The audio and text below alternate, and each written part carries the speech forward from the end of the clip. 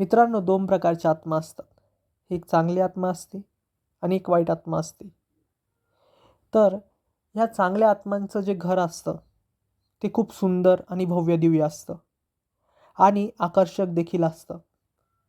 या उलट ह्या ज्या वाईट आत्मा असतात, त्या वाईट आत्मांचं जे घर असतं ते खूप खिंडारलेल्या स्वरूपाचं असतं आणि त्या कारणामुळे ह्या ज्या वाईट आत्मा असतात ना, त्यांना ह्या चांगल्या आत्मांच्या घराविषयी खूप आकर्षण असतं आणि त्यांच्याविषयी खूप मनामध्ये द्वेष देखील असतो आणि ईर्ष्या देखील असते, की या चांगल्या आत्मांनी असं काय केलेलं आहे की त्यांना एवढं सुंदर घर मिळालेलं आहे आणि आम्ही काय असं पाप केलेलं आहे की आम्हाला वाईट घर मिळालेलं आहे, असा त्यांचा समज असतो आणि त्या कारणामुळे त्यांचं रडगाणं चालू असतं. आणि हेच ते रडगाणं घेऊन त्या वाईट आत्मा भगवान शंकराकडे जातात आणि भगवान शंकराकडे जाऊन ते म्हणतात, "हे भगवान शिवशंकरा, आम्ही असं काय पाप केलेलं आहे की आम्हाला एवढं तुच्छ घर मिळालेलं आहे आणि या चांगल्या आत्मांनी असं काय चांगलं कर्म केलेलं आहे, असं काय चांगलं काम केलेलं आहे की त्यांना एवढं चांगलं घर मिळालेलं आहे."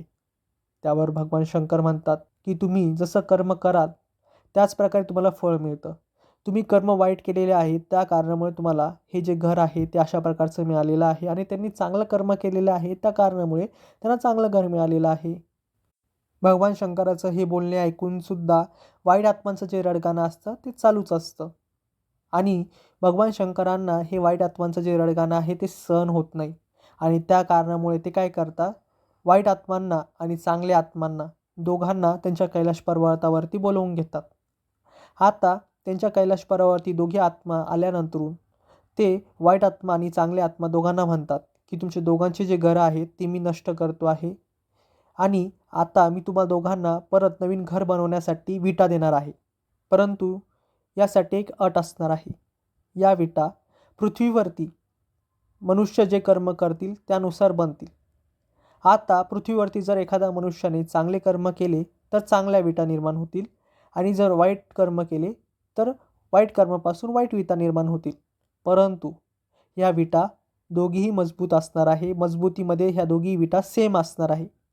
आता तुमच्यावरती आहे, तुम्हाला विटा कोणत्या घ्यायच्या आहेत. चांगल्या कर्मापासून बनलेल्या विटा घ्यायच्या आहेत की वाईट कर्मापासून बनलेल्या विटा घ्यायच्या आहेत. हे लक्षात ठेवा, विटा ज्या आहेत त्या दोघीही मजबूत राहणार आहे. विटाची क्वालिटी जी आहे ती दोघींची सेमच राहणार आहे, असं भगवान शंकरांनी दोघांना सांगितलं. आता हे ज्या वाईट आत्मा असतात ते काय विचार करतात, की पृथ्वीवरती लोकं जे आहे ते वाईट कर्म जास्त करतात. आता पृथ्वीवरती लोकं वाईट कर्म जास्त करतील त्या कारणामुळे काय असेल, की वाईट विटा ज्या आहेत ते लवकर निर्माण होतील आणि आपलं घरसुद्धा काय होईल, लवकर निर्माण होईल. त्या कारणामुळे आपण काय करू, वाईट कर्मापासून बनलेल्या ज्या विटा आहे त्या घेऊ. आणि या उलट चांगले आत्मविचार करतात, की आपण जे आहे चांगले कर्म जे करतील लोकं त्याच त्याच विटा आपण घ्यायच्या. आता त्या कारणामुळे ह्या दोघांच्या विचारसरणीमुळं काय होतं, ह्या ज्या वाईट आत्मा असतात त्यांचं घर जे असतं ते फार जलद गतीने निर्माण होण्यास सुरुवात होतं आणि ते खूप सुंदर देखील दिसतं. परंतु ह्या चांगल्या आत्मा असतात त्यांचं जे घर आहे ते स्लो गतीने, एकदम धीम्या गतीने बनण्यास सुरुवात होत असते. एकदम हळूवारपणे चालू असतं त्यांचं काम आणि ते कारण की त्यांच्याकडे ज्या विटा असतात, चांगल्या आत्मांकडे ज्या येणाऱ्या विटा असतात त्या खूप लिमिटेड असतात. त्या खूप कमी गतीने निर्माण होत असतात. परंतु या उलट ज्या वाईट आत्मा असतात त्यांच्याकडे असणाऱ्या विटा, या निर्माण होणाऱ्या विटा हे जे आहे ते फार जलद गतीने निर्माण होत असतात. आणि अशा प्रकारे वाईट आत्मांचं जे घर आहे ते पटकन बनतं आणि ते तयार देखील होतं. पण आता कहाणीमध्ये, गोष्टीमध्ये एक ट्विस्ट आहे मित्रांनो. आता काय होतं, त्यांचं घर बनून जातं. चांगल्या आत्मांचं जे घर आहे ते अजून बनलेलं नाही. ते हळूवारपणे चालू आहे बनणं. वाईट आत्मांचं जे घर आहे ते पूर्णपणे बनलेलं आहे. परंतु आता हे वाईट आत्मांच्या घरामधनं एक-एक वीट गायब व्हायला सुरुवात होती. काय होतं, एक-एक वीट जी आहे या वाईट आत्मांच्या घरातनं गायब व्हायला सुरुवात होती आणि ती गायब होण्यास सुरुवात झाल्यानंतर ते काय करतात, रडत-रडत नाही काय भगवान शंकराकडे जातात आणि म्हणतात, "हे भगवान शंकरा, हे असं कसं काय झालं?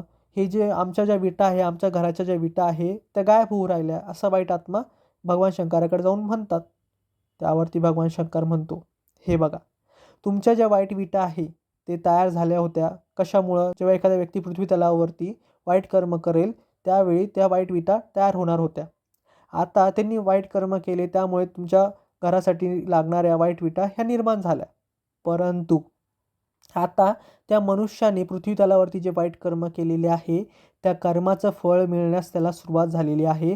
त्याला शिक्षा मिळण्यास सुरुवात झाली आहे. त्या कारणामुळे त्याचं जे वाईट कर्म आहे ते आता चांगल्या कर्मामध्ये तब्दील होत आहे. ते आता चांगल्या कर्मामध्ये कन्व्हर्ट होत आहे आणि त्या कारणामुळे त्या विटा नाहीसे होत आहेत. आणि या कारणामुळे ते चांगल्या कर्मामध्ये तब्दील झाल्या कारणामुळे आता चांगलं कर्म जे चांगल्या विटा ज्यांनी घेतल्या होत्या, ज्या चांगल्या आत्मा आहे त्यांनी चांगले कर्म करणाऱ्या विटा घेतल्या होत्या, त्या कारणामुळे त्यांना आता विटा ज्या आहेत ते लवकर मिळायला लागल्या आणि त्यांचं घर पण आता चांगलं मोठं आणि भव्यदिव्य झालं. या उलट वाईट आत्मांचं जे बनवलेलं घर होतं ते आता पूर्णपणे नष्ट झालं. तर मित्रांनो, आपल्याला ह्या गोष्टीतून असं शिकण्यास मिळतं की वाईट कर्मातून मिळणारा फायदा हा मोठा असतो, परंतु तो चिरकाळ टिकणारा नसतो. तो कधी ना कधी नष्ट होतोच. आणि त्या कारणामुळे मित्रांनो, नेहमी चांगले कर्म करा. चांगले कर्मांचा फायदा हा थोडा लेट होतो, पण तो थेट होतो आणि तो चिरकाळ टिकणारा असतो. तर मित्रांनो, तुम्हाला आपली गोष्ट आवडली असेल तर नक्की आपल्या चॅनलला लाईक करा, शेअर करा आणि सबस्क्राईब करा. जय हिंद.